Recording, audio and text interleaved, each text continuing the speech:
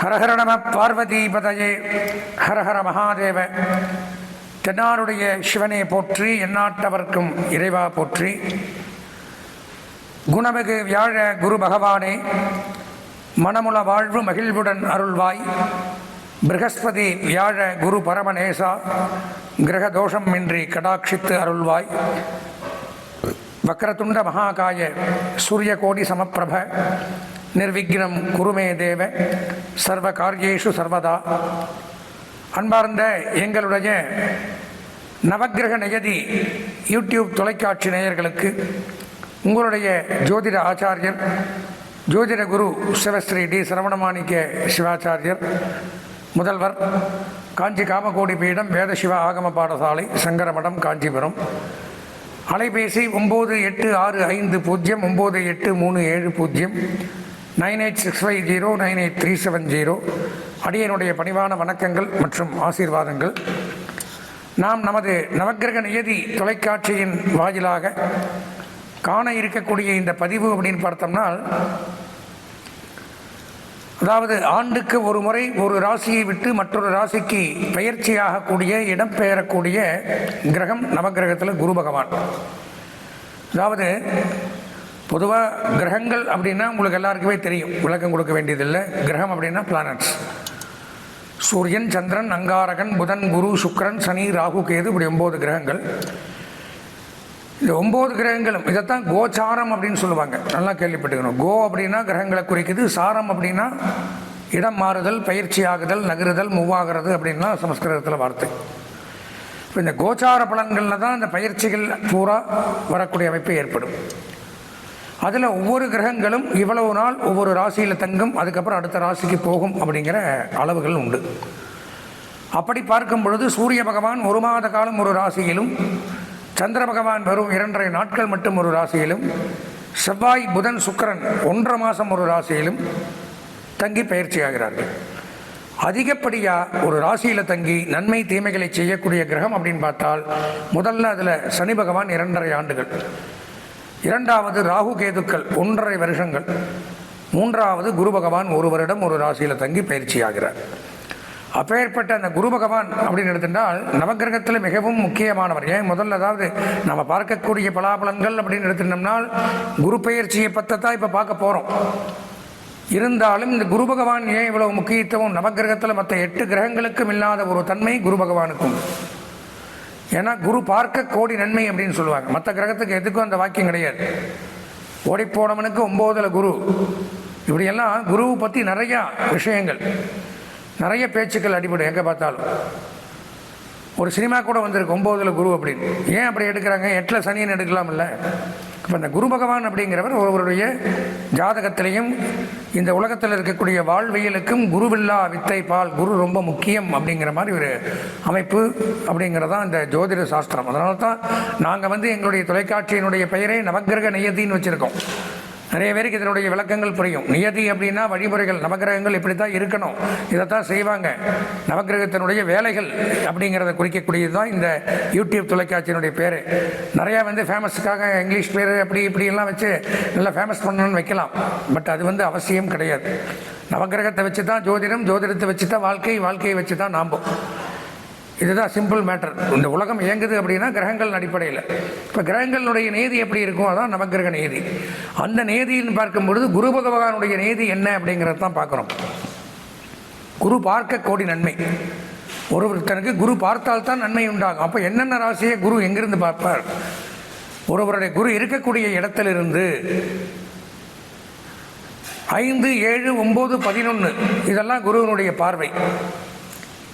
இப்படி குரு பார்த்தால் நன்மைகள். கெட்ட கிரகம் அந்த இடத்துல அமர்ந்திருந்தாலும் குரு பார்க்கப்பெற்றால் அந்த கெட்ட கிரகத்தினுடைய தோஷம் விலகிடும். ஒரு சின்ன வாக்கியம் சொல்லுவாங்க, ககாரஸ்யான் தகாரத்வா திருகாரஸ்யான் நிரோதனம். குரு அப்படிங்கிற இருசொல் வார்த்தைக்கு, குரு அப்படிங்கிறது 2 வார்த்தை. சமஸ்கிருதத்துலேயும் தெரியும், தமிழ்லேயும் தெரியும். தமிழ்லேயே கு ரூ அப்படின்னு போடுவாங்க, சமஸ்கிருதத்துலேயே கு ரூ அப்படின்னு போட போகிறோம். இங்கிலீஷில் 4 வரும், GURU. அது நமக்கு தேவையில்லை. இந்த 2 எழுத்திற்கு என்ன அர்த்தம் அப்படின்னு பார்த்தோம்னால், இருளை போக்குபவன், ஒளியை தருபவன். அப்போது குரு பகவான் ஒருத்தர் தான் நம்ம வாழ்க்கையில் இருளை போக்கி ஒளியை தராது. நவக்கிரக குருவாக இருக்கலாம், வாழ்க்கையில் நம்ம சொல்லிக் கொடுக்கக்கூடிய டீச்சர்ஸாக இருக்கலாம். நமக்கு அறியாமைங்கிற இருளை போக்கி ஞானம்ங்கிற அருளை தரக்கூடியவர் குரு.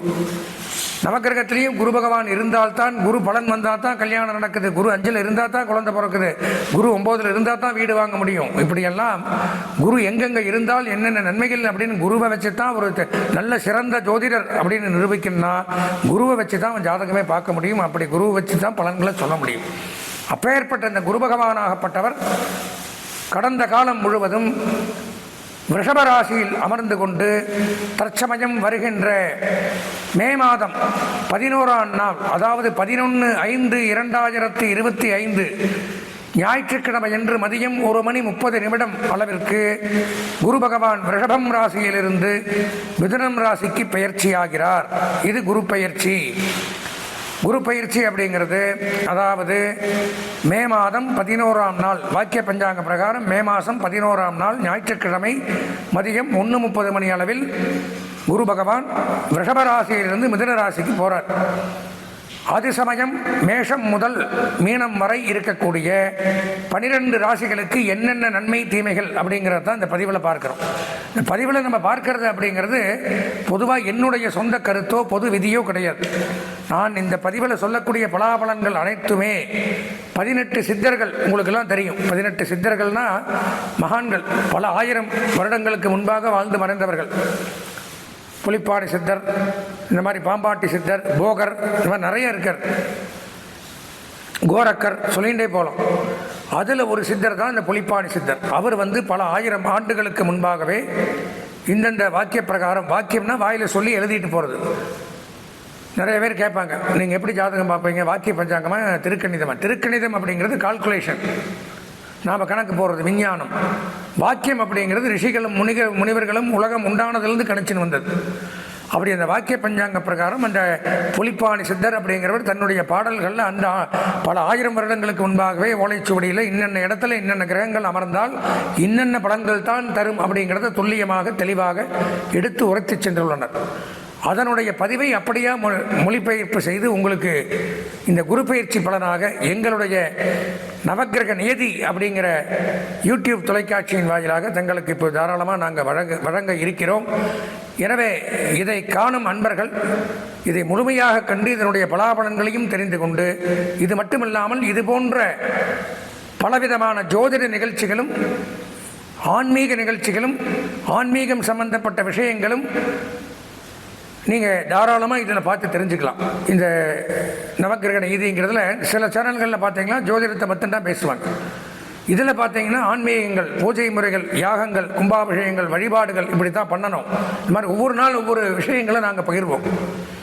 அதனால் நீங்கள் என்ன பண்ணணும் அப்படின்னா, இந்த சேனலை மறக்காமல் சப்ஸ்கிரைப் செய்து பெல் பட்டனை அழுத்தி, உங்களுக்கு அது எந்த நான் வீடியோ போட்டாலும் தாராளமாக உங்கள் ஃபோனில் விழுகணும். நீங்கள் தாராளமாக அதை பார்க்கணும். பார்க்கும் பொழுது பலவிதமான சுரங்கங்களையும் தகவல்களையும் தெரிந்து கொள்ளலாம். வாழ்க்கையில் இவ்வளவு இருக்கா விஷயங்கள், இவ்வளவு நாளாக நம்ம இதை பற்றி தெரியாமல் இருந்துட்டுமே அப்படிங்கிறதெல்லாம் தெரிந்து கொள்ளக்கூடிய விஷயங்கள் நாங்கள் நிறைய தங்களுக்காக காத்து கொண்டிருக்கிறோம். எனவே இந்த நிகழ்ச்சியை, இந்த குரு பயிற்சி அப்படிங்கிற நிகழ்ச்சியை முழுமையாக தவறாமல் கண்டுகளித்து சப்ஸ்கிரைப் செய்து பெல் பட்டனை அளித்து குரு தோஷம் விலகி பல்லாண்டு வாழ்க இறைவனை பிரார்த்தித்து, அன்பார்ந்த எங்களுடைய நவக்கிரக நியதி தொலைக்காட்சியின் உத்திராடம், திருவோணம், அவிட்டம் ஆகிய நட்சத்திரத்தில் பிறந்த மகர ராசி நேயர்களுக்கு குரு பயிற்சி பலன்கள் அப்படிங்கிற தலைப்பில் வருகிற 11/5/2025 அன்றைய தினம் குரு பகவான் ரிஷப ராசியிலிருந்து மிதுன ராசிக்கு பயிற்சியாகக்கூடிய நேரத்தில் மகர ராசியான நமக்கு என்ன நன்மை தீமைகளை செய்ய போகிறார் அப்படிங்கிறதான் இந்த பதிவில் பார்க்கிறோம். பொதுவாக மகர ராசி அப்படின்னு எடுத்துட்டால் குரு பகவான் தற்சமயம் கடந்த ஆண்டு 5ஆம் இடம் பூர்வ புண்ணியஸ்தானத்தில் இருந்து பலவிதமான நன்மைகளை செய்து வந்தார். தற்சமயம் 6ஆம் இடம் அப்படின்னு சொல்லக்கூடிய ரிணம், ரோகம், சத்ருஸ்தானம் அப்படிங்கிற இடத்துக்கு வர்றார். அப்போது எதிரி, கடன், நோய் அப்படிங்கிறது தான் அதுக்கு அமைப்பு.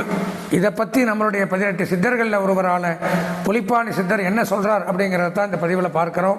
இதில் நன்மையும் இருக்கலாம், தீமையும் இருக்கலாம். என்ன இருக்கோ அதுதான்.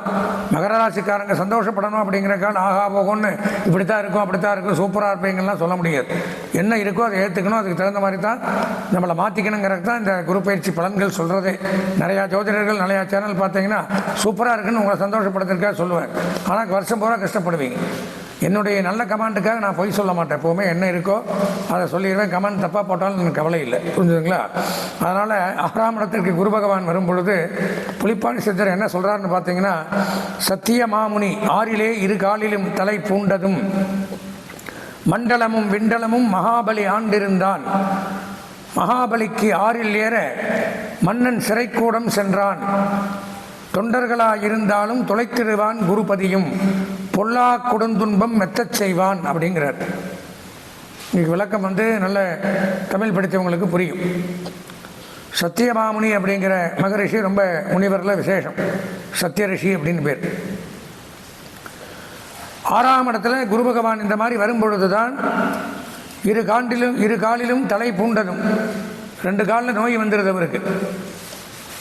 2 கால் நடக்க முடியாமல் போயிடுது சத்தியமாமுனிக்கு. மண்டலமும் விண்டலமும் ஆண்டு வந்த மகாபலி சக்கரவர்த்தி. மண்டலம்னா பூமி தான் மண்டலம், விண்டலம்னா மேலே ஆகாயம். பூமியும் ஆகாயத்தையும் ஆண்டு இருந்தானா மகாபலி சக்கரவர்த்தி. உங்களுக்குலாம் தெரியும், இந்த திருவோணம் பண்டிகை கொண்டாடுவாங்க. மகாவிஷ்ணு வாமன அவதாரம் எடுத்து தான் அவரை இது பண்ணுறார். அந்த மகாபலி சக்கரவர்த்திக்கு 6ஆம் இடத்துல குரு வரும் பொழுது என்னாச்சு, சிறைக்கூடம் சென்றானா, அவரே சிறைக்கு போயிட்டாராம். அந்த மாதிரி அமைப்பு. தொண்டர்களாயிருந்தாலும் தொலைத்திடுவான் குருபதியும். அவருடைய சிஷ்யராக இருந்தாலும் டெய்லி அவருக்கு பூஜை பண்ணி அர்ச்சனை பண்ணி அபிஷேகம் பண்ணா இருந்தாலும் 6ல் குருன்னு வந்துட்டா அது யாராக இருந்தாலும் பார்க்க மாட்டாராம் குரு. பொல்லா கொடுந்துன்பம் மெத்தச் செய்வார், பெரிய துன்பம் அதிகம் செய்வாராம். அப்போ குரு அப்படிங்கிறவர் 6ல் வரும் பொழுது நன்மை அப்படிங்கிறது துளி கூட எதிர்பார்க்க முடியாதுங்கிறது தான் இந்த பாடலினுடைய விளக்கம். எதிரிகளும் அதனுடைய விளக்க உரை என்ன போட்டிருக்கார், எதிரிகளும் பங்காளிகளும் வஞ்சனை செய்வார்கள்.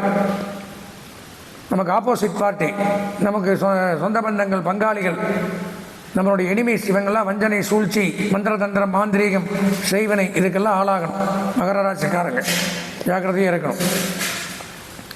வியாதி உண்டாகும், அடிக்கடி நோய் வரும், பீடை ஏற்படும், வீட்டில் அடிக்கடி சண்டை சச்சரவுகள் ஏற்படும், பக்கத்து வீட்டுக்காரருடன் விரோதம் ஏற்படும், பந்துக்களுடன் வீண் பிடிவாதம், சண்டை சச்சரவு, எந்த முயற்சியும் வெற்றியை தராத ஒரு சூழ்நிலை ஏற்படும், வேண்டாத பயம், மனசுக்குள்ள வேண்டாத இனம் புரியாத ஒரு பயம் அப்படிங்கிறது உண்டாகும், மிகவும் கேவலமான நிலைக்கு ஆளாகிறது. ஒருத்தன் பார்த்து கை கொட்டி சிரிக்கிறது, நமக்கு முன்னாடியே நம்மளை பேசிட்டு போவான். முதல்ல எல்லாம் கூட அந்த பக்கம் போய் பேசுவான், முன்னாடி சிரித்து பேசிட்டு போவான். இந்த மாதிரி நேரத்தில் நமக்கு முன்னாடியே நம்மளை கேவலமாக பேசுவான். அதை காதில் கேட்டு நம்ம மனசு அப்படியே அந்த புழு நெருப்பில் விழுந்து எப்படி இருக்கும் அந்த மாதிரி துடிக்குமா. பாடல் அப்படி எழுதியிருக்கார். கேவலமான நிலைக்கு தள்ளப்படுவர். எதிரி, நோய், கடன் அதிகரிக்கும். நான் முதல்ல சொன்னேன், ரிணம், ரோகம், சத்ருஸ்தானம். வழக்கு ஏற்படும், தேவையில்லாத வம்பு வழக்கு. மகர ராசிக்காரங்க நல்லா கேட்டுக்கணும், தேவையில்லாத வம்பு வழக்கு அப்படிங்கிறது ஏற்படும். உத்தியோக வகையில் பிரச்சனை, உத்தியோகம் கைவிட்டு போகும், இருக்கிற வேலையும் பறி போகும், கடன் அதிகரிக்கும், மனக்கவலை வாட்டி வதைக்கும், எச்சரிக்கையாக இல்லாவிட்டில் வீட்டை விட்டு வெளியேற நேரிடும். கவனமாக இல்லைன்னா வீட்டை விட்டு வெளியில் போயிடணுமா, அந்த மாதிரி அமைப்பு உண்டு. அரசாங்க பகை ஏற்படும், இந்த மாதிரி அமைப்புகள் உண்டு. குறிப்பாக இந்த இரும்பு தொழில் பண்ணுறவங்க, வாகன தொழில், தொழிற்சாலைகள், factory, foundry, industries, oil mill, petrol bunk, leather work, lathe work, rubber work, welding work, transport, building construction, இந்த மாதிரி துறையில் இருக்கிறவங்க மிகவும் கவனம் தேவை. பொதுவாக 6ஆம் இடத்துக்கு மகர ராசிக்கு குரு பகவான் வரும் பொழுது நன்மை அப்படிங்கிறது இல்லை. எனவே அவசியம் உங்கள் சொந்த ஜாதகத்தை பார்த்தால்தான் தெரியும்.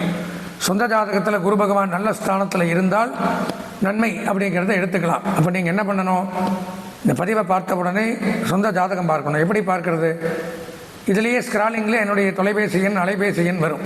9865 9837 9865 98370. இந்த எண்ணிற்கு தாராளமாக தொடர்பு கொண்டு உங்கள் சொந்த ஜாதகத்தை அனுப்பி வைத்து முழுமையாக பார்த்து தெரிந்து கொண்டால் இந்த குரு பயிற்சி உங்களுக்கு எப்படி இருக்குது, இடைஞ்சல் தானா நல்லது தானான்னு தெரிஞ்சுக்கலாம். அது மட்டும் இல்லாமல் இந்த பதிவை நீங்கள் பார்க்கிறதோடு நிறுத்தாமல் உங்களுடைய நண்பர்கள், உறவினர்கள், தெரிஞ்சவங்களுக்கெல்லாம் ஷேர் பண்ணி, சப்ஸ்கிரைப் பண்ணி, பெல் பட்டனை அழுத்தி வச்சுருந்தீங்கன்னா இது மாதிரி நிறையா நிகழ்ச்சிகள், ஆன்மீக நிகழ்ச்சிகள், ஜோதிட நிகழ்ச்சிகள், டெய்லி தினம் ஒரு தகவல் உங்களுக்கு வந்துட்டே இருக்கும். அதை தெரிஞ்சுட்டு நீங்கள் அதுக்கு தகுந்த மாதிரி உங்கள் வாழ்க்கையை மாற்றி போயிட்டே இருக்கலாம். எதுக்கும் கவலையப்பட வேண்டாம்.